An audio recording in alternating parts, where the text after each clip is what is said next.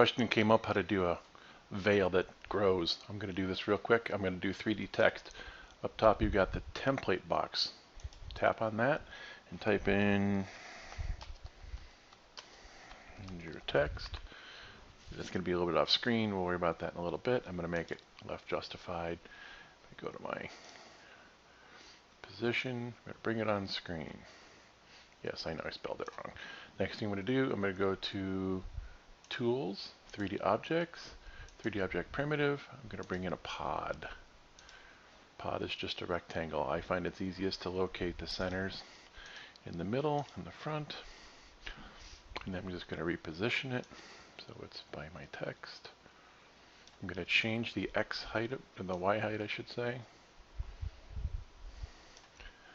I'm going to move it where it needs to go so they'll be behind everything. So I'm going to drop it behind my text.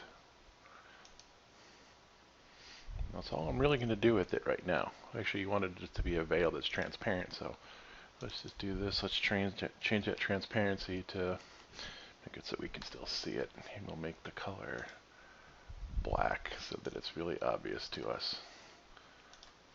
Okay. Now, I've got my 3D text template and I've got a pod.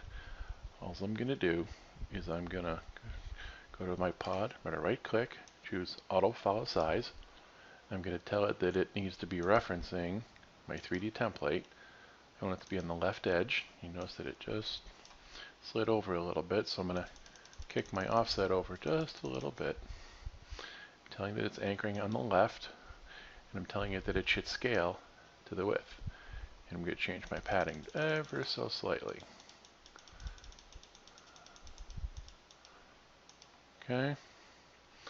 Now, I've done that. I'm going to close that. I'm going to do Alt-T. I'm going to go in and change this to live.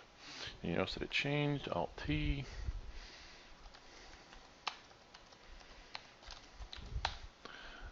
There you go. That's how you play the game.